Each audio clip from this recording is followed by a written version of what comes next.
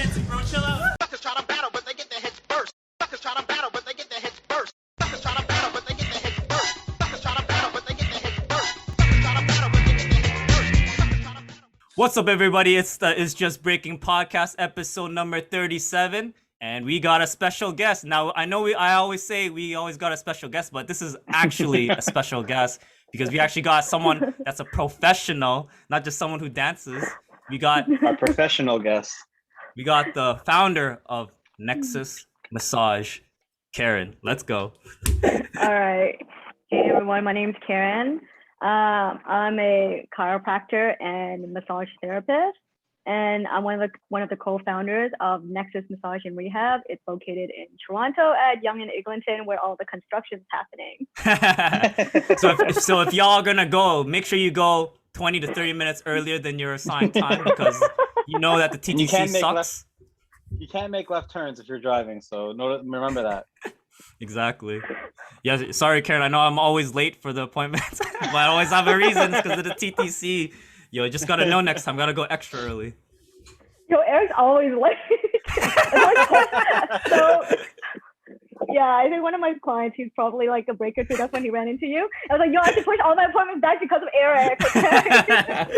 Yo, oh my gosh, yo, I'm bringing in the b-boy time into into my real life. Yeah, that's really bad. I gotta fix that. That's pretty good. Oh man, but yeah, so. Mm-hmm. Oh, so Karen, so how long have you been doing chiropractor and massage therapy for? Chiropractic, so I graduated in 2015. I started practicing then. Massage, I got 2 years after. So I got around like in 2017, I think. 2017. Ah, okay. Mm-hmm. Now for the uninitiated, what is the difference between a massage therapist, a chiropractor, and a physiotherapist? Because I think a lot of people, especially physio and chiro, a lot of people like they don't really know the difference between the two. Oh, okay. So chiropractors, they go through it's like they're all like robust education, but like chiropractic is like very, very intensive education. It's actually like a doctor of chiropractic. It is actually a bachelor degree, and it's 4 years after undergrad, so it's pretty intensive. Like when you come out, you do get a doctor title. You get to like diagnose and such like that. But one thing that really differentiates all the different professions is that chiropractors, they are allowed to do adjustments in the spine, whereas physios and massage therapists they cannot. In terms of the approach, typically chiropractors, they look more for like alignment and making sure that like they look at the tension patterns as well to make sure like when the clients come in, like they're well balanced when they come out. But like besides spinal stuff, we also do like extremities as well. Like we do like sports injuries. It really depends on like the chiropractor style. So for me, myself, I do like spinal care as well as treating different sports injuries like extremities. For physios, it's 2 years typically after undergrad. I believe it's a master degree. In terms of physio, again, like it varies from individual. Some people might do more manual work. Some people might do more exercise based. I think the majority of physios do more active rehab. So in terms of like exercises, like strengthening, mobility work, like flexibility.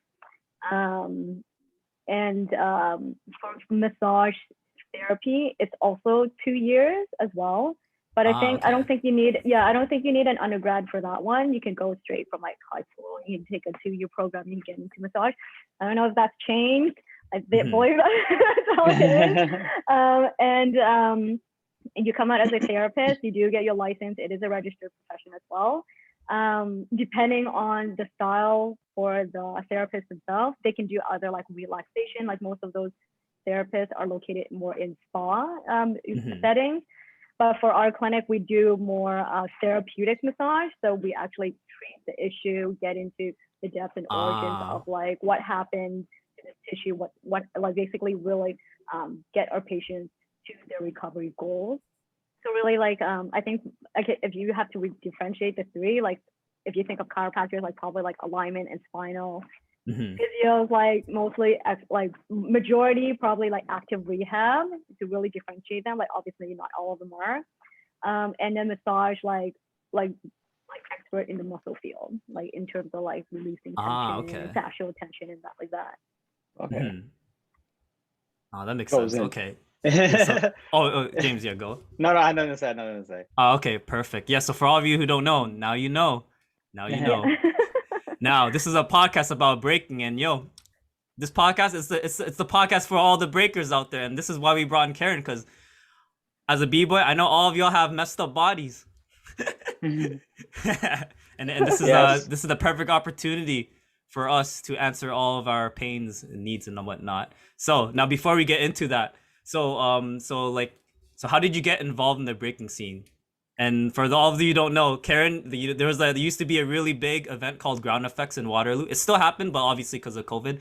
But if y'all don't know, if you guys went there, there was always a clinic there that helped treated b-boys while they were battling. And guess who was the person helping out with that? Karen. Yeah, that was me.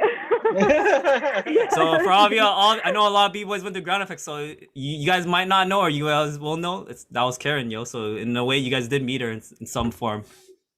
Yeah. So in terms of how I started in breaking, I actually was very interested in starting that in high school, but like people were super intimidating looking, you know. Like, oh, yo, you know the b-boy scene. Yeah. Yeah, like from a third party looking in, you're like, yo, I don't want to mess with these people, you know. So like high school wise, that like skip through, and then in university, I went to Waterloo, right? So you know how there's like the SLC, there's like that huge area where people do ground effects, the event. Yeah. Right, and then when you look down, you see like people sessioning at the bottom of the SLC, and I was like, oh my god, they look so intimidating. Like, it's like obviously it's a male dominant field, right? And then like everyone's like wearing the wife beaters and everything. Yeah, everyone's looking bummy. Everyone looks dirty and bummy. Hey, at least in Waterloo, there's a lot of Asians, so it wouldn't be as intimidating. Yeah, and I was like, oh, I really want to do this, but then like I got intimidated. But then it was probably in my second year that like I actually had a friend that joined UW Breakers. I don't know if you know Aaron. Yeah, Aaron Kim. But and then I was like, hey, how's it going? And then he's like, yo, why don't you like join us, kind of thing. Sure. And then he actually brought me into UW Breakers. And that's how I met the other people in it. And that's kind of how I started. I didn't know what I was doing. Yeah. I probably did that for a good year or so. I was still kind of lost, right? Like, like all I really practiced were like moves, right? It wasn't really like I don't know how to connect it and kind of thing like that. But I think it was not until after I met Matt Kang from GI from Ground Illusions. He actually sessioned Shout out at UWB, right? So that's actually how I met him at the beginning. And I guess he saw how hard I worked. And I was like the only girl there doing is probably felt bad for me. He's like, oh my god, you're trying to work so hard. So yeah, I like Matt King like really took me like under his wing to really like teach me like everything that he knew, like how to connect moves, like different types of patterning, like how do you really think outside the box. And that really actually that's where like my breaking like took off from there, right? Okay. And like I really appreciate it. He like introduced me all like to Ground Illusions. He introduced me to like Frost, like Jerome, like Ills, like Burns, and everyone. Matt D. So you're basically in Ground Illusion at this point, huh? I can't say that. I see them as family, but true. But, honorary member of GI. Let's go. Yes, and and then I had my first battle at GFS, which was like, really sick. Yeah, it was really awesome. I battled with Tomo and Eric. I don't know if you know them. Tomo? Oh yeah, I remember Tomo. He's nasty, yo. Yeah, he's living in Japan now. I think he's back in. Yeah, I think he's back in Japan. Last time I knew he was in Oakville. I don't know what now though. True. Close to Japan. Yeah, and that's how I actually got more and more involved in the scene and met people from different crews and such like that. So I went out to jams. And then after graduation, I sessioned with mostly at the GI spot. Because I live in Mississauga as well. Okay. And then I joined Frost. He runs like a program for youth. It's called the Rhythm Program. It talks about like teaching them about the roots and culture of hip hop and such like that. And that's how I knew more and more about it. And I think I practiced and trained probably up until chiropractic too, and that's when chiropractic like destroyed me. I mean, it's great. I treat dancers now with it, but during that time, it like killed my dance. You know what I mean? Yeah, it went full circle at least. Yeah, it went full circle after that. So I think after getting into chiropractic school, like I still had a really deep passion with dance, but I couldn't do dance as much. So I decided to kind of like fuse my chiropractic with like dance, and it became my passion to treat dancers. And that's how I actually started doing a lot more like outreaches, like giving back to the community, especially in the arts community. And that's how like my outreach at like Ground Effects happened. And what else? I also did outreaches at the Kitchener Street Open, I believe. Oh, is it the one at the mall? Yeah. No, it's like outside on the street somewhere. Yeah, it's the outdoor gym. I remember that one. Yeah. So I think I did that about for good 3 years, I believe. And and then now like I got really busy with like opening up my clinic and all that kind of stuff. And then actually it's really interesting because like even though after all these years, it's like 2021 now, and I still see new faces from like GFX that comes in and be like, hey, okay. That's why I looked you up because I remember you from GFX, and I was like, wow, that's impressive. Yeah. So who did you battle at GFX? Oh geez. Did you battle Anton, or is that someone else? I did. Okay, so the first crew we battled it's called I think it's Viet Korea, I believe. Viet Korea? That sounds like a good restaurant. Yeah. So we battled them. I think that's during prelims, and then we won, and then we moved on to battling. I believe was it Visual Assault at that time? Oh, Visual Assault. Yeah. Yeah, we battled Quan. I know Quan was in it. Adrian. And that's probably Adrian. I think we battled him too. I don't remember. I have to look at the video. It's somewhere on Facebook. So. And then after that we battled Super Nast. And that's how we got destroyed, obviously. Right? So if you don't know, this is a legit B girl. This isn't like a little dancer. This is a legit B girl that's actually helping the community right now. Helping. Legit. Actually, it's legit helping community. Yeah, so I wanted to ask. So while you were treating people at Ground Effects in the Kitchener Open, what was that experience like? What were some things that you saw like in specific in regards to injuries for breakers or anything like weird? Kitchener Open, I didn't do too much treatment because during that time I was still a student. But like because I really want to bring like the whole the treatment aspect, like the outreaches to the breaking scene during that time, I actually invited like another clinic to come to treat. Yeah, so I actually connected like a clinic to treat there, and then eventually when I was able to treat as an intern, I like took over like the care because I was able to finally like treat. But like before that, during the Kitchener Open, I didn't actually do treatment. I was doing more first responder because I was already first responder at that time. Say word. I didn't know you did that. That's crazy. Yeah, I did crazy things, man.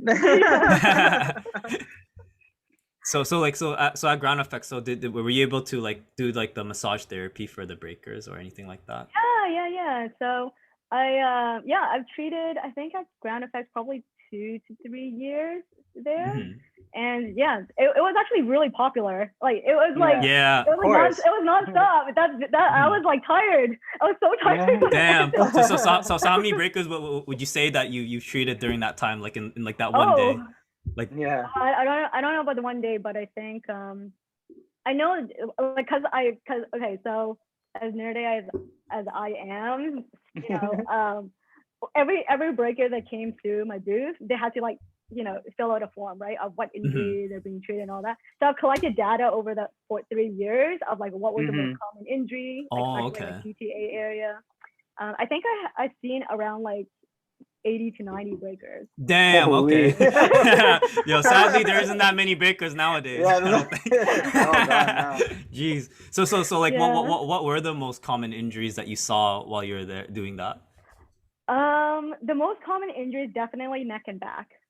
Neck and back. Yeah, Oh, like okay. neck back, and oh. back was probably the most common one. And even like in my research, like looking up like articles and stuff online, it seems like that's a pretty consistent finding too. It seems like most of it is spinal. There were other studies that I found online that were like, you know, hands, like fingers, wrists, were the most common, and the knees. But I think in terms of like, for my findings and like specifically like, I guess GTA, like I guess most of the viewers come from GTA, was like neck, low back, and then it became like wrist and hands, and then shoulders, and then like hips and knees kind of thing. Oh wow. I thought it would So- be knees. My experience. Yeah, me and James and Dennis, like all three of the hosts before, like yo, our knees were messed up. It's a podcasting injury. It wasn't a breaking injury. How did that happen? I don't know. Being stupid. So I guess like based on like seeing like what breakers do, like you know like flares, like air flares, like handstands, like footwork, like what would you say that like that would be like the main reason why like because breaking is obviously you're doing very unnatural movements. So like from that. The most common injuries, like what moves basically generate the most like injuries. Yeah. I'm assuming. Power moves 100, like for sure. Like that's like 50% of the injuries. Yeah, 50% of like I would say 40% of it is probably like power. And then like next is gonna be like your footwork, and then your freezes. And then like maybe more like intricate stuff. Like some people still injure themselves also like, you know, top block as well, right? You might like sprain your ankle, or even like do a get down, you might hurt your knees kind of thing. Yeah, power for sure. Okay. And I did write this down, but like if you haven't answered this, so why do breakers get injured so much? So in a way you kind of already answered that, but like would you have like a general like answer for that? Like so why do breakers get injured? Just for what you see. Oh, like to be honest, it's not just the moves themselves. It's like the whole mentality. That's it. That's perfect. That's perfect. Yes. That's the key thing. That's the key thing. Like how do you prevent these injuries, right? But first, I think it's the mentality behind it. Like people just think that this is a dance form where you'll be injured, you know? Like that's kind of like the mentality. Oh, that's like, what, if you ask your friend and be like, hey, are you hurt? They'll be like, yeah, like that's normal. They'll be like, hey, are you hurt? They'll be like, yeah, that's normal. You know, and then it becomes normalized, like pain becomes normalized in your breaking pain because of that. And they just learn to like accept it. And then because like it's okay for people to feel tight, it's okay for people to feel pain, and then that actually pushes into even more injuries, and that's how like breakers actually get injured. It's actually probably like overtraining as well. Overtraining, It's overtraining because I know how long you guys train. I've done it, and it's not 1 hour, it's not 2 hours, it's like 3 or 4 hours. Yeah, 3 or 4 hour practices are actually killer. that should not be. Unless you're like. So I would say, sorry. No, go on. Yeah, so I'll probably say the most common injury, like how breakers get injured, is probably like overuse, like not enough rest, and then they just like really just push through it because they're not like really giving themselves that chance to really recover as well. Yeah, that's actually a really good point, because I guess I had it in the back of my mind, because the mentality, like if it's in the culture to be like training even when you're injured, of course you can generate even more terrible injuries. Because I remember Jarek, yo, shout out to Biba Anya. I remember he was telling me at a jam, like he had like this wrist wrap thing. He's like, yo, man, I'm really injured. And it's like, yo, are you battling? He's like, yeah, I'm battling, but I won't go on my wrist.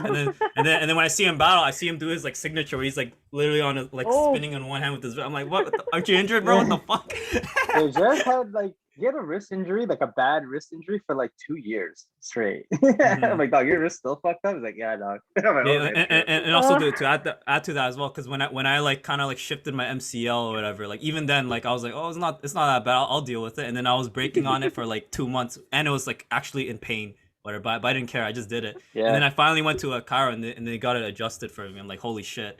I'd imagine that this would have been way worse if I just kept on doing it without like getting it treated.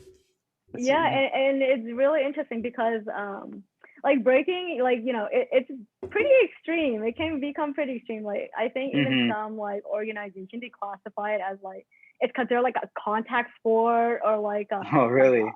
yeah, like Contact in the serious. ground. Yeah, legit. Nice. That's like their definition. They said that they should be classified as collision wow. or contact sports because of the substantial force they hit the ground with. So yeah, that's just kind of how people see it.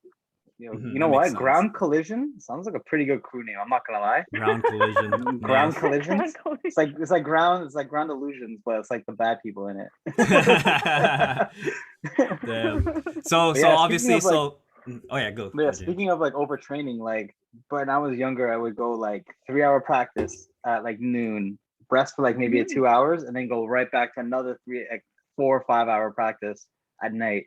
That was like the normal. That was like the Anton training, I call that. For me and Jamal and Anton. I know me and Jamal tried to do it a couple of times and we were just destroyed. And then Anton, he does that. That was his normal thing. So we did the Anton training. Laughing. Yeah, that was the Anton training of practice at noon for 3 hours and then practice again at midnight for another like 4 or 5 hours. That's the sacrifice you want to make if you want to be the best. Yeah, I don't know how people can do that because I've tried that. Like I would, like I think at that time when I was breaking a lot, I was also doing salsa at night. So I would like break in the morning and afternoon, and I would do salsa at night, like for another like 5 hours. And like every morning, I would feel like shit. Like I don't know how people do it. Like they just break all day and break all night. All right, perfect. So now, let me see. Damn, I had a question in my head that really. Oh yeah, now I remember now. Yeah, so also obviously like overtraining and whatnot. So what are there like what would you say would be the long-term effects of doing this? Because obviously breakers, they do all this stuff when they're young, right? Now obviously all of these injuries will eventually come up when they're in their 40s, 50s, 60s. So like what are some things that breakers would have to watch out for when they're older? Like what are some like long-term injuries? Like I imagine arthritis would be a huge one. Oh my god. Yeah, arthritis could potentially be something. Injuries are going to be like a lot harder to heal too, right? So for someone that has what we call like chronic injury or chronic, like it's harder to reverse these aspects, right? Or especially if they've caused structural damage, right? If there's structural damage, it's like surgery, right? I can't help you with that if it's structural damage, right? Like if you know, if your meniscus is torn, like I can't help you unless you like shave it off first, and then we do rehab on it, right? To really like retrain like the muscle, or like we have to remove the scar tissue that's been built up from like years and years of like abuse. So it's just it could be reversible, right? To some extent, but like definitely it's going to take a lot longer, right? Than someone that just injured themselves. They address it immediately, it goes away, and then they can go back to training. That makes sense. So how do you find that balance between, because obviously if you do nothing and then like your body will fall apart, well not fall apart, but it will like, it's not the best for you. But if you do too much, you're going to hurt yourself and it'll probably be long lasting, because it's all about longevity, right?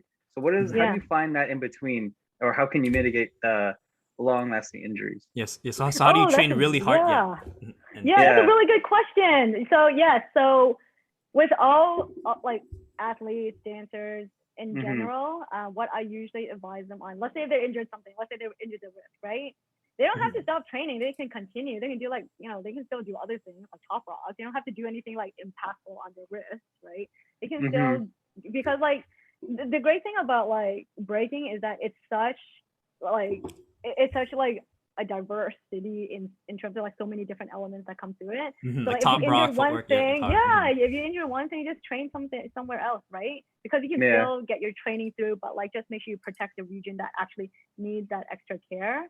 But to like, like you said, how do you limit the amount of injuries and do more preventative and make sure that there's longevity when you're training? Make sure that you actually plan your training as well.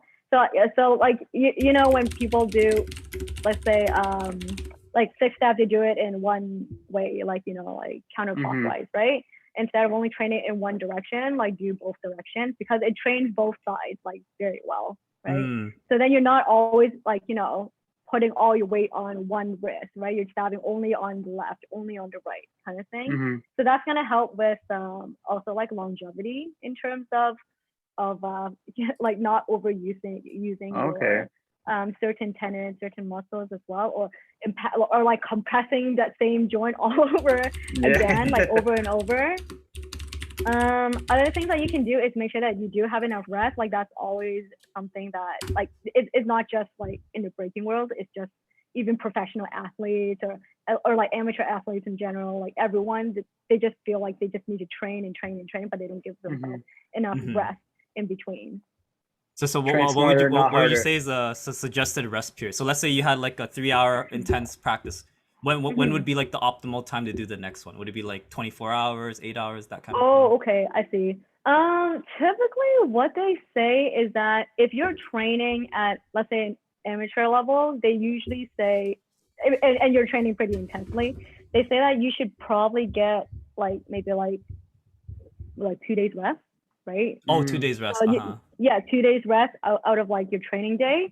But like your training days should probably vary as well. Like, you know, you can break it down into like, there's other things that you can build besides sports specific training. So let's say if you want to do strength and conditioning or like other stuff like weight training or like powerlifting or whatnot, right? Those can still add onto your breaking elements. They can strengthen certain aspects of your breaking, but it's just that you're not constantly breaking as well, right? So you can vary your training. So that's definitely one thing.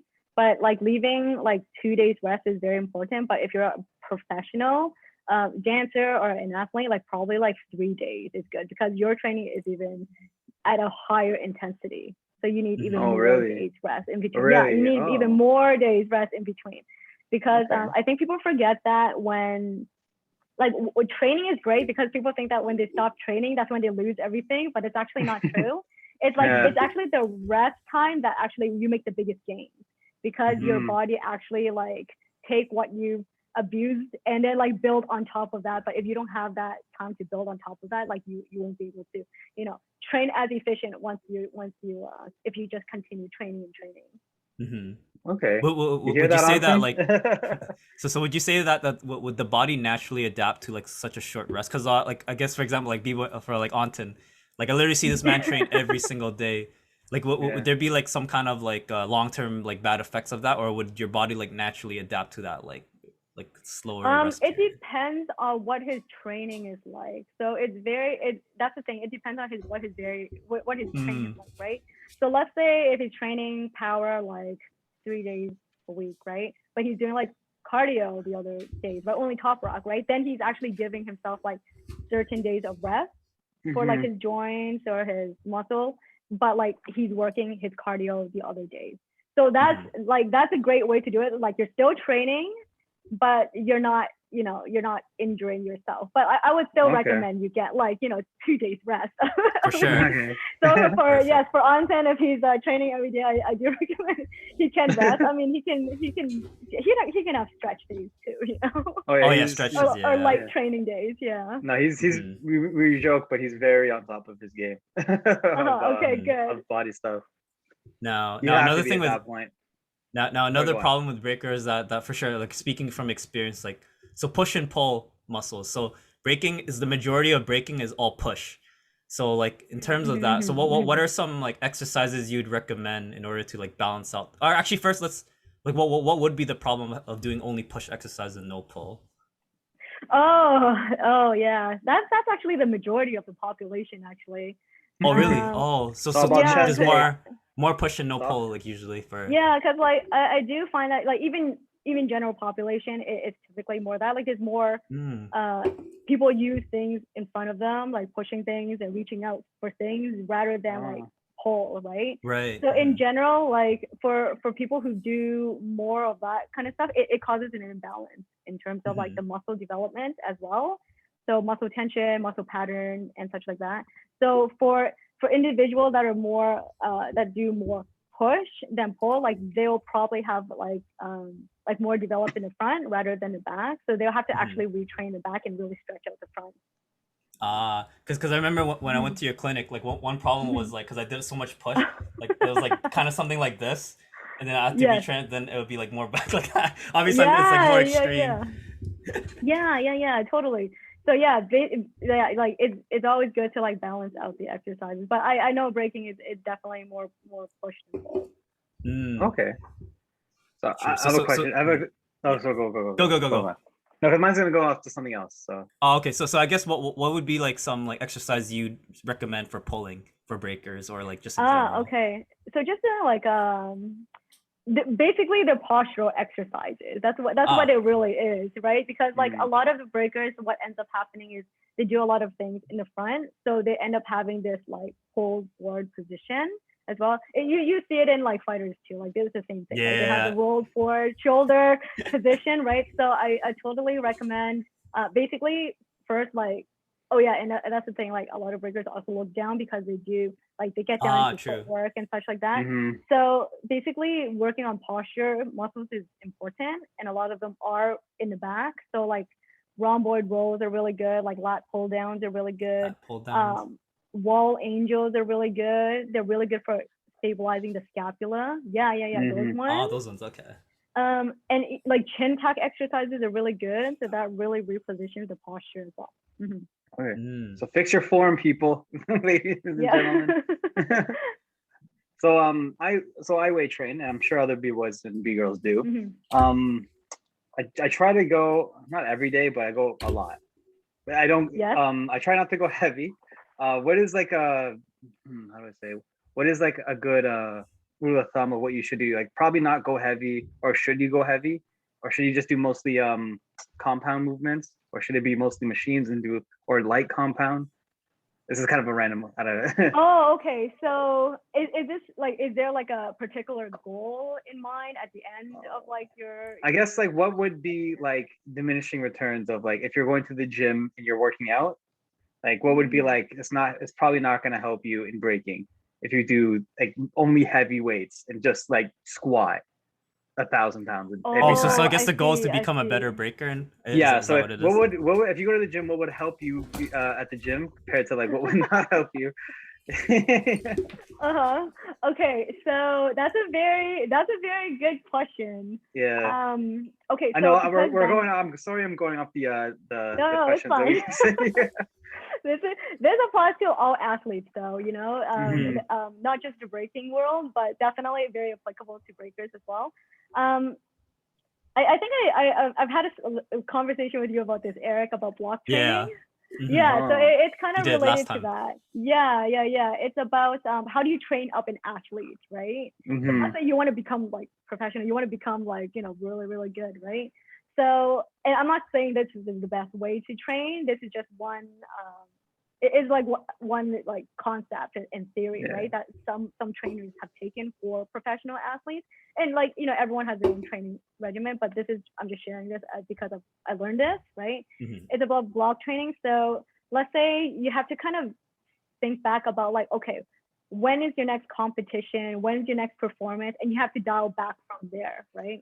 So Oh. let's say, yeah, you kind of have to like really be very goal oriented. It's not just like you have to have a goal because like you can't just go into the gym and train everything and whatever because then there's no set goal to what you really want to achieve. Mm. So Right. if Mm-hmm. you are training towards performance or competition, you kind of have to dial back and be like, okay, how many months do I have until here, right? So let's just take like let's say an athlete like usually they start off with strength training to build up their strength first. So they do Mhm. like a lot of like heavy weights, like lower reps, but higher intensity, like higher weights, right? And then the breaks in between is going to be longer as well because what they need to do is they need to be able to generate that force and power to be able to lift those weights. And it doesn't make sense to do many reps of those. And then once they've done, let's say, like 3 to 4 weeks or whatnot of that, and obviously there's still going to be, let's say, breaking in between. Like they'll do only like 3 days of weight training and maybe like 3 days of like breaking or 4 days of breaking kind of thing. Mhm. And then once they've done their strength block, they transition into what we call like a power block. So it's more dynamic stuff. It's more like the power lift, right? Anything that requires like like a more burst of power and energy. So those are the things that they want to train as well. So more like it could be the same thing. Like let's say you're doing like bench squats, right? You're doing squats, right?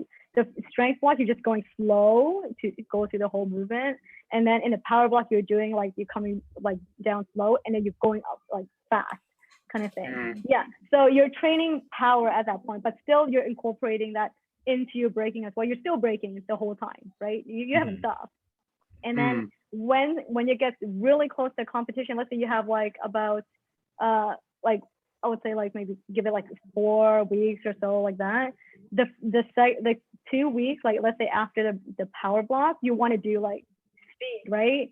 It also depends on your style too, right? So, but I assume that speed will be part of it as well, and endurance, right? So you want to be training more tailored to what the competition would look like how long the rounds are, right?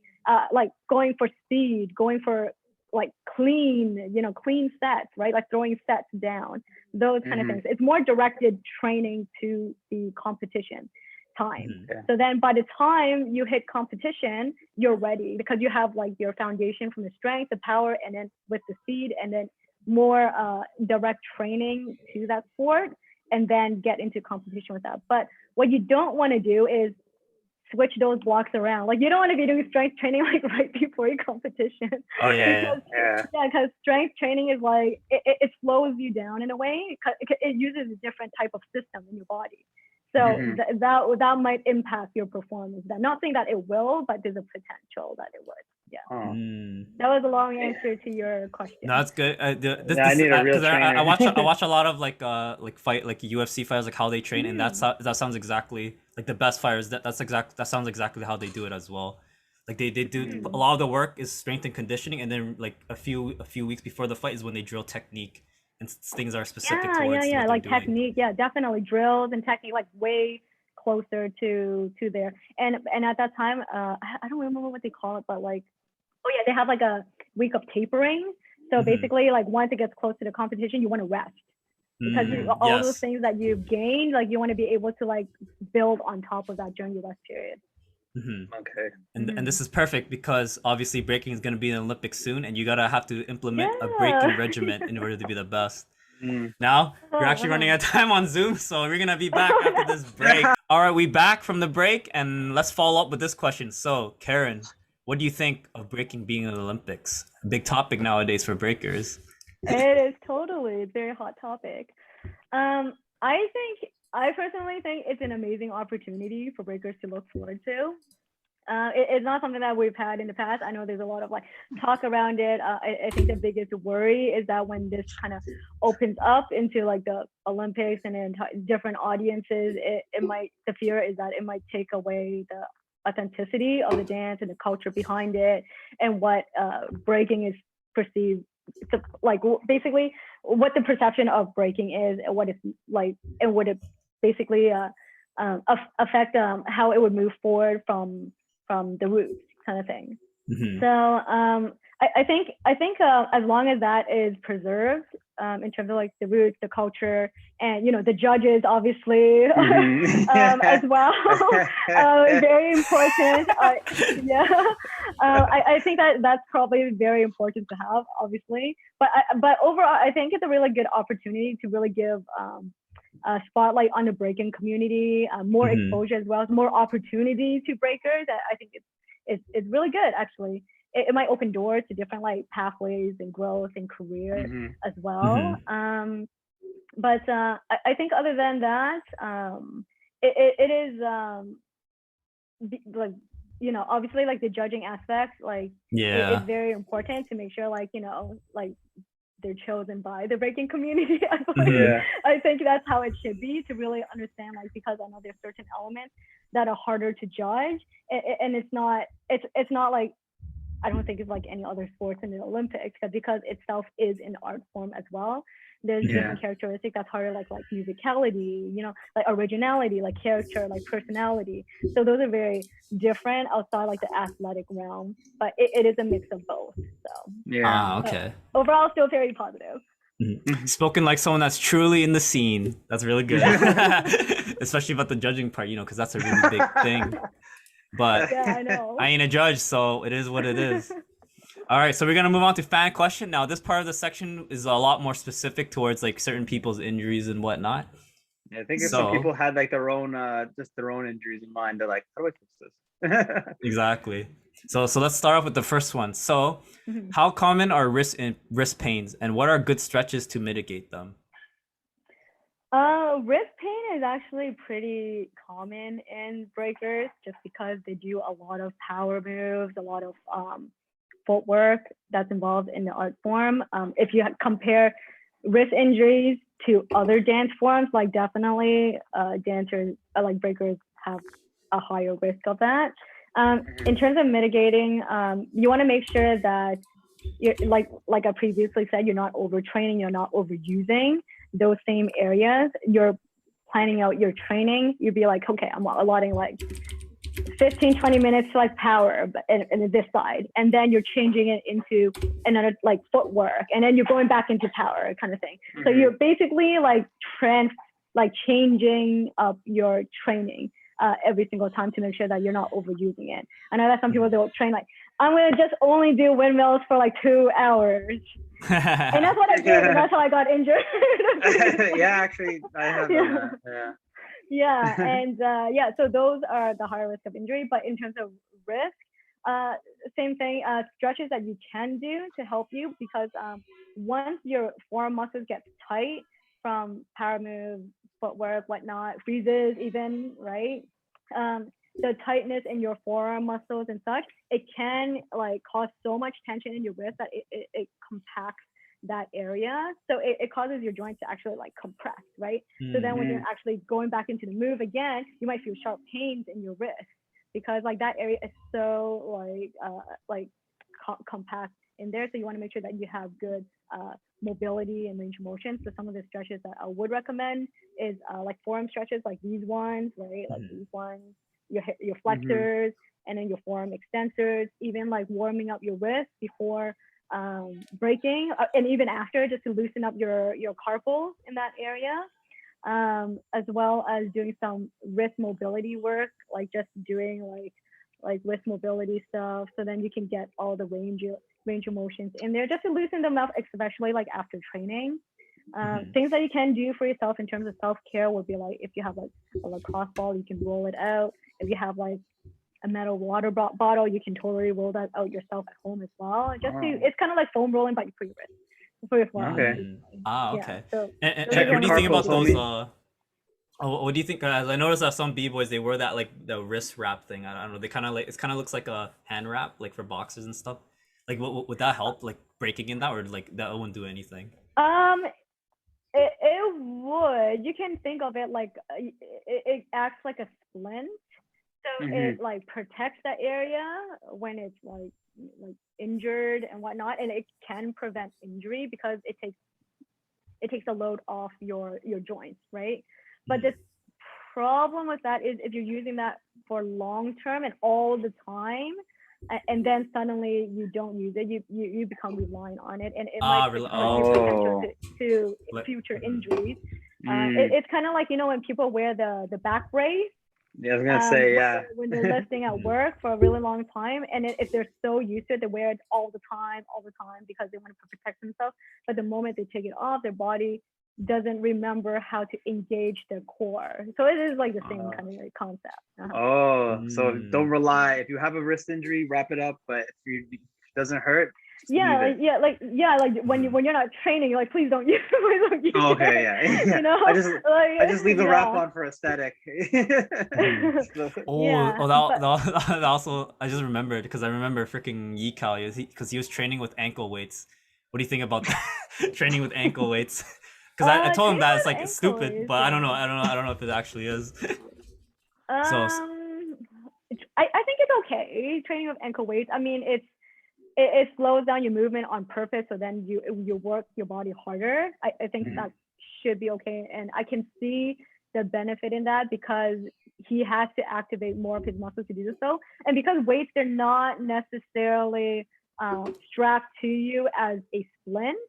like it's not meant to Mhm. protect, it's meant to weigh you down, then I think that should be okay. Like I'm just trying to think of all the moves that can be possibly used with a Yeah, like take an that, ankle, Eric. but I think it should be okay. I think it should be okay. Yeah.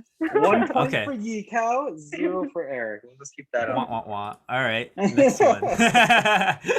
Next question. So, what are some good foods that would help with recovery? Like, what are some things Oh that man. people should eat? Yeah.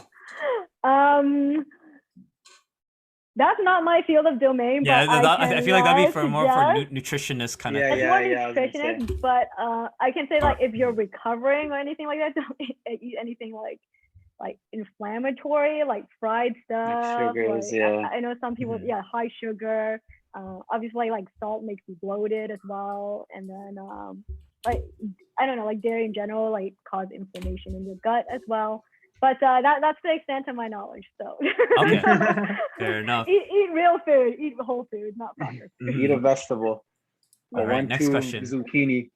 So how do you approach treating breakers in particular as opposed to other athletes and maybe even normal Okay. people?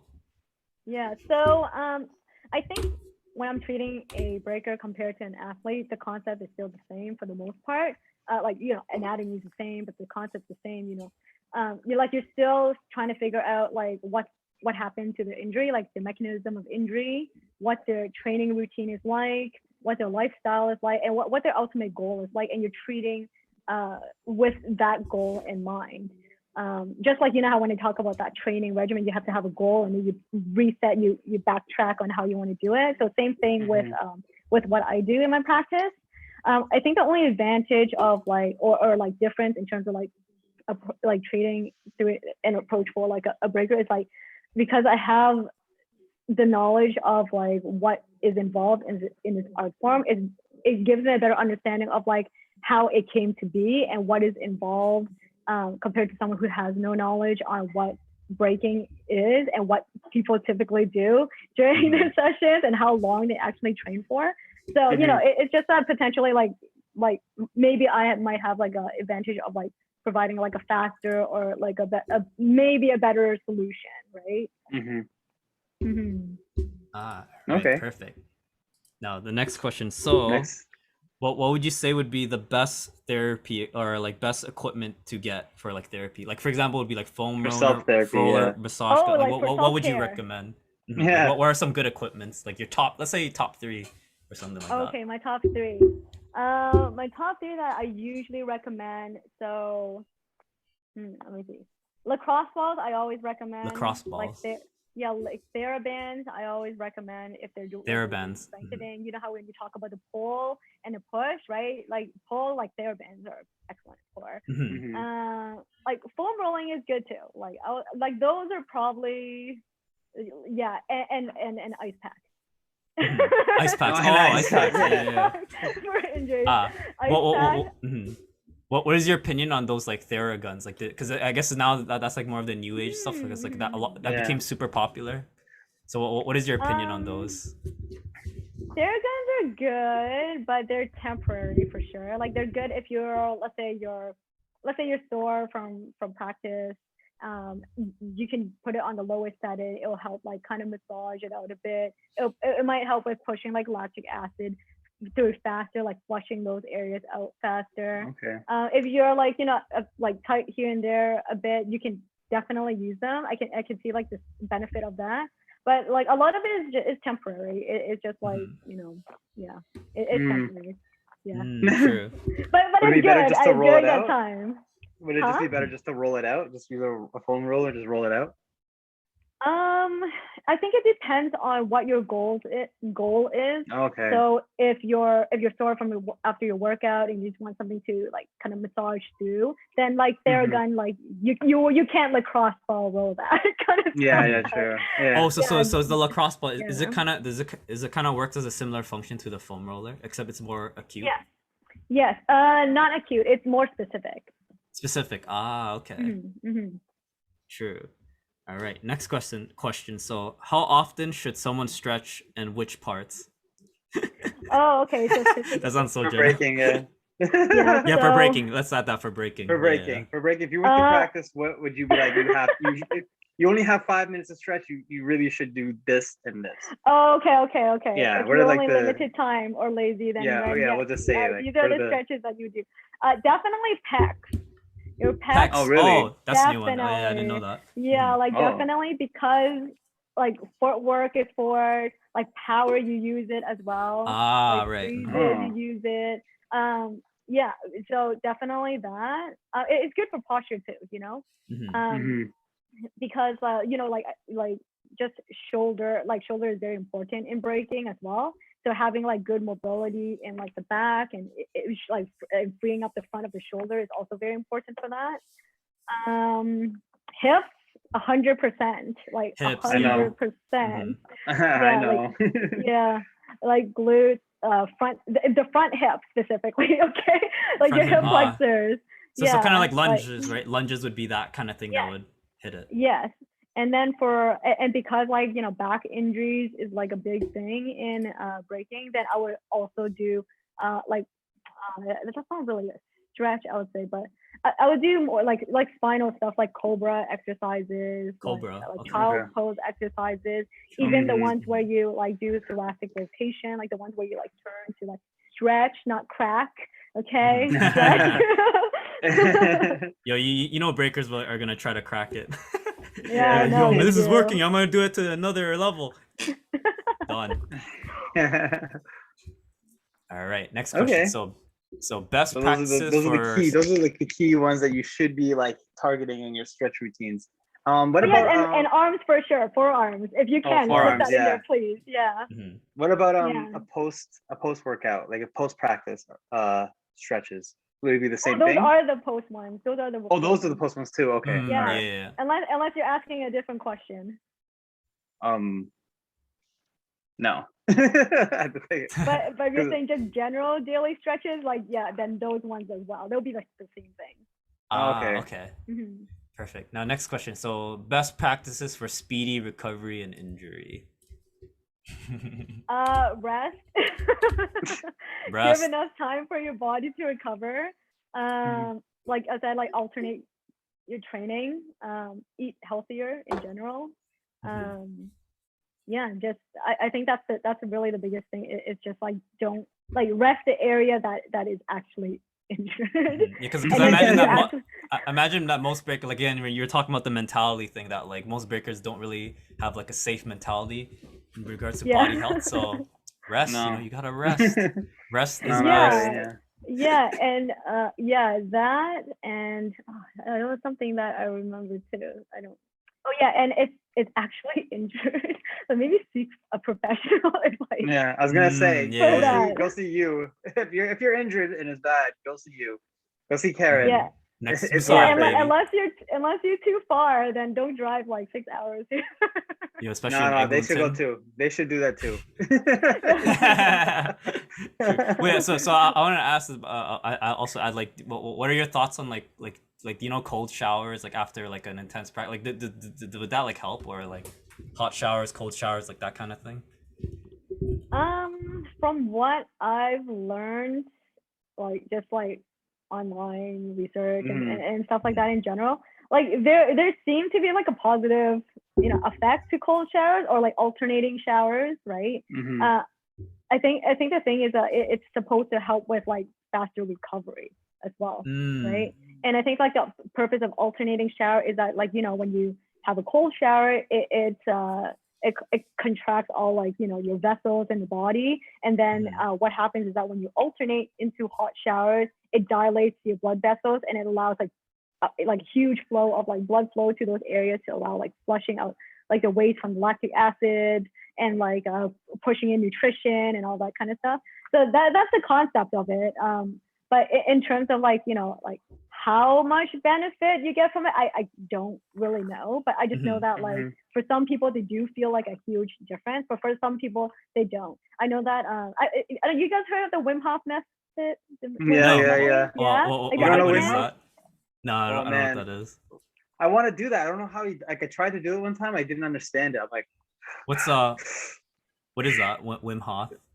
okay. Wim Hof method. It's like I don't know if you know of the Iceman. He developed like a certain breathing method to help your body like recover faster and prevent you Mhm. from like having disease and Oh, it's like a infections breathing. and It's kind of like whatnot. a breathing Yeah, exercise. and then Yeah. and then you take cold showers as part of like the regimen as well to like basically boost your immune system. Yeah, Mhm. Mm. yeah. Especially at this So time, yeah, we should be doing that. yeah, Yeah, I remember Joe Rogan talks a lot about the sauna stuff and heat shock proteins Yeah. and all that kind of thing. I don't Mhm, know, like that kind of thing, but Yeah, I heard about this guy on mhm, Vice. He was on Vice and on Rogan too. mhm. what's his So name? yeah, Wim Hof. Wim Hof. Oh, Yes, okay. I might Yeah, check that out actually. That sounds interesting. yeah. This guy, he yeah. climbed like I think he climbed Everest in the t-shirt and shorts, and he was like perfectly fine. Damn. Like it's Yeah, just yeah, which is yeah, very impressive. yeah. He has like I think like 7 or 8 world records Mhm. because he just his breathing and Damn. yeah, it's crazy. True. Yeah. All So right. do you do that? Do you do that Wim Hof Me? method stuff? Yeah. I've done it, and sometimes I still do it. Like, but like the breathing method, I haven't done that in a while. Like cold Uh-huh. showers, I still do it here and there Oh, after my okay. training. Yeah, so yeah, so I do semi like I half-ass it. So I True, can't true. say I'm wholehearted into it, so I Mhm. can't completely like like Have you noticed advocate for it as well. have you noticed anything like you've noticed a difference by doing the Wim Hof or no? Or is it kind I of like don't think me? I don't think I've tried it like long enough to really know the effects. Like I haven't been as Mm. Okay. consistent in it as much. Mm. Yeah, I think a lot of these things like it's like because the effects are so subtle that you don't really notice it, but like if Yeah, you do it it could like be over a like long in your time, mind. you would know. Yeah, Placebo's a Yeah. strong the thing. placebo. Yeah, yeah. Mhm. All right, next question. So, best way to increase range of motion on shoulders.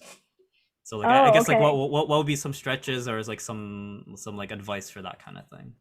Mhm. So in terms of increasing shoulder range of motion, we need to understand where the limitation is coming from.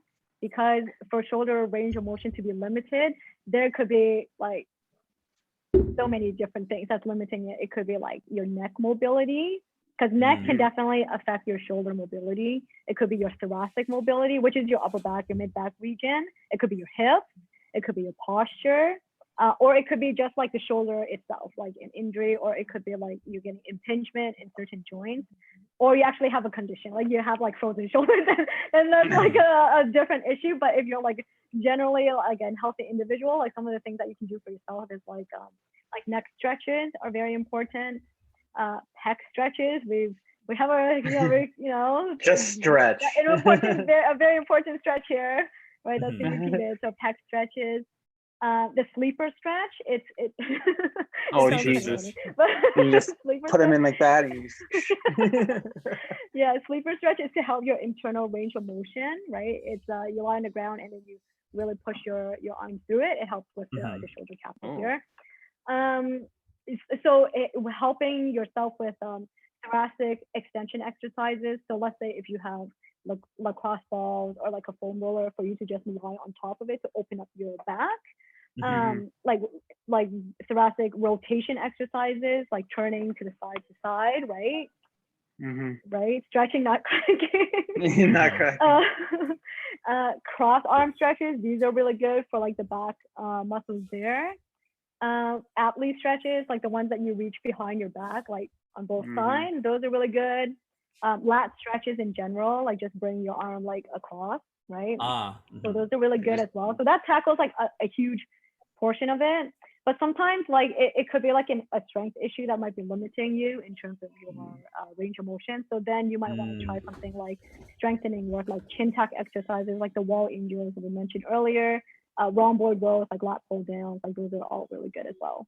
I guess what are like specifically for like like chair freeze, like that kind of flexibility. What would help with that's that the ones kinda, that she said. because I would like, imagine so just like pec, I guess, because that Yeah, those are the pec ones. but Yeah. also that one you might want to do some strengthening for your shoulder too, because it does put your shoulder in a very not good position to like pop out. But like as long as your shoulder is strong in that aspect, then it's fine. Yeah. Yeah, I think definitely doing halos and a lot of chairs. I think that's the thing that gave me bicep tendonitis, which is problem that I'm currently facing. Yeah. And it's the Oh. one that I've been going to Karen for recently. So y'all better watch out. Yeah. Okay, I have one more off the what's it called? Off the list, but of questions. What is like a one move that people do, like a one breaking move that some people do, which is like, oh, you really shouldn't do that for your body. It's terrible for your Oh, like body. it'll like fuck you up. Yeah, like what is like, oh, if you keep doing that, you're probably gonna tip. Like W's, I think W's for sure. W freezes, I think that's what initially messed up my meniscuses. Both of them. So the W, Like a and your W legs are freeze? like you're kind of like this, like your knees. Yeah, go for it, Eric. Go for it. I would, but then like it doesn't pick it up. Let's see if I can do it. And injury. Oh, that. That one. Okay. Yeah. Yeah. Oh, that's what I was thinking too, but I didn't know it had a term. But Yeah, that one, the no, W I would say that's not the worst. I think anything that does like suicides, like those. Oh, Are, so yeah, like those intense trauma. those are very traumatic to the body. But like, I think one of the things is if you're gonna do it, you kind of have to be really good at shock absorption. Like how to train your body to really shock absorb that, like in a way that like almost like I don't know how you're gonna prevent like injuries from that, but that would probably be one move that I would cut out. So shout out to Dominic, shout out to Yeekow, shout out to 4K man. Don't do that shit. Those are like three guys that have been doing a lot of shit like that. That's like their whole moves right there. Is that all of our questions? Or No, we have more. We have more. So another one Okay. is what are some ways to protect the joints that we put a lot of stress on? Okay. So I think one of the things is, like I said, it's like don't overuse your joint. Like there's only a certain way that you can injure your joints, right? So there is like you actually have like you're moving a joint in a way that it's not supposed to move. Like that's probably like one of like the common injuries is that you tweak a joint. So let's say for your knees, it's a hinge joint, so it goes like back and forth. So there's only one one direction really, right? There's only one, yeah. Not much rotation to it, but when people really force it into that, like it can cause injuries for that. So I think the first thing is like knowing your anatomy. So when your body says no, like maybe you should listen to that. And then if you plan to continue to do so, make sure you have proper training to do so, because there are like people who can do all these crazy like flexible moves that I don't even know how they do, but like yeah, like proper training for sure for that. Another way people can injure their joint is through like direct impact or compression through the joint. So something like, let's say like jumping into like a handstand, right? Like really like heavy weight on certain things. So like that could be potentially can injure a joint. So really, how do you like slow that down? Like be able to like you're still able to execute the move, but like in a way that you absorb it, right? Like I'm sure you guys know what I mean. Like when you fall, like you absorb it. There's a technique. There's a technique. There's a technique to it. There's a technique. Yeah, learn how to fall. You can't just like slap into it. Like that's gonna like destroy your joints. And then the last thing, like I mentioned before, it's like overusing your joints and muscle. Like your muscles protect your joints. So let's say if you're overtraining, your muscles are already like tired, or like you strained your muscle and they can't protect your joint anymore, then then you're gonna injure your joint. So that's another thing. True. All right, next question. There's a few more left. So top 5 exercises everyone should do at all times. Or wait, the fuck, Bobby? So Bobby just sent this. So top 5 exercises everyone should do, or like that you recommend. Like if you can only do these 5 exercises. No, stretching. Stretches. I guess exercises. Specific. Like are these like we kind of already asked that, didn't we? Yeah, but I guess like just like name it like fire shot it. Oh, okay. This is like more like with the goal of like preventative care, I'm assuming. Yeah. Okay, yeah. Or maybe just for normal, for civilians. Okay. Or yeah, like for anyone. Sure, let's do that. Okay, yeah. So definitely like pec stretches, hip flexor stretches, cobra exercises. Let's see, like thoracic extension, Thoracic mobility, and thoracic like rotation. Like those would Nice. probably cover most of the things that, or yeah, the main components of what.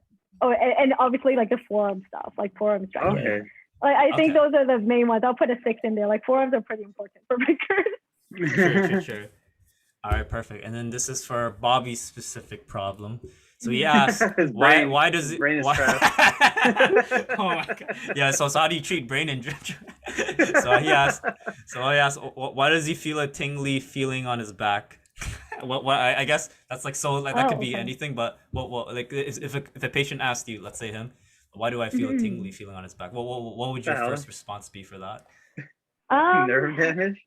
Yeah, it could be nerve. Serious. I mean, serious. Yeah, I was being serious. Yeah, because usually, I mean, like, yeah, it depends on which part of the back too, right? But yeah, usually tingling feeling is typically nerve related. It Mhm. could be like a circulation thing too, Mm. like blood circulation, because they can present similarly. It could be joint referral pain patterns as well. So let's say if they have like a rib issue, like something like their rib is stuck or whatnot, it can send pain signals that might present as a tingling. But I think, from my guess, I'm like, just from that characteristic, it's typically nerve or like circulation. Mhm. Ah, okay. Perfect. Now, Narrow here's a fun capsules. here's a fun I'm just like- question. So for those of you who don't know, Karen is very deeply into Muay Thai as well. She's not only just a breaker, but she can beat your ass as well because she's a Muay Thai Yeah. fighter. Now, Big girl, My, Muay punching bag right Thai, there. You see? salsa dancer. damn, there you go. That's dope. Doctor, what can't you do? How about that? That's another question. You gotta break them and then fix them, right? So the question is, so who has a more worser body when you treat them, Muay Thai fighters or breakers? Someone who gets hit for a living, or someone who More- breaks their body more- voluntarily? I'm more worser, by the way. Yeah. Let's see. It's a really good question. I feel like Or salsa dancer, or even salsa dancer. They put them on the list too. It's also that. Yeah, they have their body. let's see. trash. Okay, so I think in terms of Muay Thai fighters, they have a very bad posture. Like any 'Cause they, like, boxing, kinda stand like like- any just fighter, kinda like they have the very fighters. much- Yeah, they have the fighters The pose, fighter right? stance? The fighters. They gotta be ready for any time, you know? Yeah, like I would say in terms of posture wise, like they have to take that category. Like in terms of, like, So posture it's by wise, like for categories. sure, 100%. But the breakers have their own other issues. I think they might have more structural damage. All right, that sounds worse. Like their Structural shoulders damage. sometimes. Yeah, like they have like dislocated their shoulders. What? They've like Oh god. Yeah, no, that's normal for breakers, yeah. they've What? like torn their meniscus and Oh yeah. Hello. they've Hi, I'm like here. blew their Achilles. You know. Oh yeah, that's also me. Yeah, they like sprained their like fingers. But yeah, yeah, I think you guys are equal in different categories. It's like, but you guys They're like both you guys are trash. so broken, you know. Mhm. Yeah. I'm not gonna lie, structural damage, another dope That sounds crew name worse. right there. Structural That sounds like a damage. dope crew name. Damn. So to add up onto that, so like who has a more healthier body, breakers or just regular folks that you see in your clinic? Because obviously, even though breakers, they're like generally they're pretty fit, but like we have a lot of like injuries and stuff. But and then you have a regular person who might not be as fit and their just body's just like regular, maybe from sitting down too much. Like who has a healthier body? Office bodies. Office bodies or breaker bodies? Actually, you know what? It's kind of like a mix, because one of them is extreme sitting, and they're bad in their own terms. Like there's a lot of things to fix, but that's due to like inactivity and that's like sitting for too long. A lot of it's postural related, and they come with a different set of issues. They come with like headaches, like chest pain, like hip pain, Oh, like God. back pain, and all that kind of stuff. But breakers, like they're definitely more active. I've seen breakers that have like amazing, like very healthy body because they take really good care of themselves, right? Because that's their priority, right? And that's when you know their performance is gonna excel. right? But for breakers who don't take care of their body, like that's a different question. So they come with their different set of issues. So yeah, like I said, like I think that maybe breakers have a bit more issues because they have different injuries sites here and there, whereas like people who sit at a desk, they have like a certain type of like issue, but like breakers are like, it could be a wrist, it could be a shoulder, it could be an ankle, it could be like a neck, you know? Yeah, I'm gonna tell that. Don't tell that to the parents and the children's about that. Yeah. So on top of another question just like that, we both gave consent. We both were allowed to say this, or we give you allowed to say what you want to say. Which one? You were both treated. You treated both of us. Which one of us two has like the most structural damage? So of the two of us, who is in a worse condition? Yeah, who's in a worse condition? Who's Ooh, most structurally? that's tough, man. Ooh, okay. we both allow you to say this. Yeah. I would say. So who's in a worse condition? Okay. Come on, me. Not me. It's gonna be me, bro. I would almost want to say like Eric. Oh. Yeah, Oh damn. Damn. No. Why? Why me? No, I want to be the one. I'm such a loser. So you're saying I'm gonna live shorter than James? That's all good. I didn't say Why? that. Why me? Because I think because you train like pretty insanely a lot. That's true. But like not, but like even outside of breaking, like you train like boxing and all that kind of stuff. You do all other like training, like workout stuff. So I think that adds up. Like for you, it's more definitely in a category of like almost overtraining, if not overtraining. Oh. Yeah. So I'm just so my laziness has actually helped me in my say a word. As you can see in James' Zoom name, Lazy B Boy. Yeah. True. Be a lazy B boy. It helps. Don't do too much. All right, that was perfect. I had a feeling it'd be that. Yeah, I thought I would have won, man. I thought my body sucks. Nah, my it's personality. not the worst.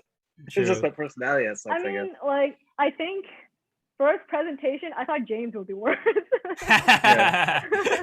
So you got that, but then well, it's all about what's within, not what's outside, yo. So I'm worse inside. I'm worse. I'm worse to look at. Okay, that's even better. Thank you. All right. Thank you so much. All right, here's the last question. Oh, we have more? This is one I just asked. So why is Nexus Massage the clinic for breakers? Yeah. Oh man. Well, how should I answer this? Well, first, because I work with breakers already. So I already break. So I already know what's going on. So and if you trust Eric and you trust James, then you should be able to trust me. Hopefully. Not only that, like I believe Anton is was shadowing you, right? Yes. And so Anton from Psychoschematic School, your rival James. He's actually working at Nexus now too. Oh really? Exactly. Yeah, he is. He's the front desk. Oh, he works at the front desk? Oh, I can see him on Monday when I show up. Oh, hell yeah, respect to him. Maybe one day he'll be a chiropractor at Nexus. Who knows? Exactly. Yeah, he's gonna get me back. He's like, so you call me a biter, eh? And he just deck you while he's doing a spine adjustment, turn you paralyzed. Damn. That's I finally got your ass back. Yeah, so he's a good guy. He's really good. So whenever I always feel that whenever you're going towards like let's say like a clinic or like for anything, like it's always good that the person doing the care has done what you've done. Like that's like obviously breaking is such a niche thing. Not too many. I'm pretty sure she's like one out of like 100 or 1,000 chiropractors that break. So if you have someone coming from that perspective, they know exactly where you're coming from, know exactly how you got that injury. So Nexus Massage, they have that for sure. And of course, she has a huge clientele of breakers as well. Ground Illusion, us, and like a bunch of people. So that's why Nexus Massage is the place, yo. So my experience, I had my knee problem from last year.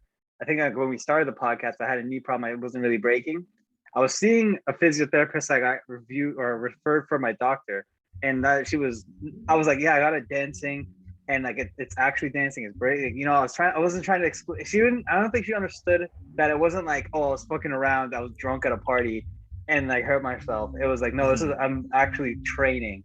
Like I do this. Like you don't understand. She's like, yeah, you just touch your toes or do some calf like raises, and I'm like, you don't understand what I do on a daily basis. Exactly. You got someone with that. You have 2 minutes left, Yeah. so let's do it quick. Yeah. Okay, yeah. So basically, I told Ilse this, and he's like, "Oh, you should go to Karen." Blah blah blah. And that's how I found out about this. And I will highly, highly, highly recommend going to Karen for fucking anything. It's the clinic of the It's Just Breaking podcast, and if you're a fan, go to her as well, baby. Let's go. Yeah. All right, Karen. Thanks, So this is near the end of the podcast. So any shout outs to anyone or anything or your clinic as well? Let's go. Shout out to the karaoke music in the background. Oh, you can hear that? Oh shit! Yeah. My parents are doing karaoke. You know Vietnamese parents. I know Karen's Vietnamese as well. I actually don't know Vietnamese. I have a Vietnamese last name though, so I know. Oh, true. Yeah, no, but I just want to give you guys a shout out. Like, thank you so much for having me on this podcast. I really appreciate it. Thank you. And, Thank you so much. Yeah, like for me, I love doing a lot for like the breaking scene. It's something that I've always wanted to give back to. So thank you for making me a part of you guys. Thank you. All right, thank you so much, Karen. And that was episode 37 of the It's Just Breaking podcast. Now, this is a podcast to listen to because Karen will help you with all your problems with this episode. Let's go. Yeah. All right. Thank you so much, Karen. Yeah, thank you. All right, yo, peace.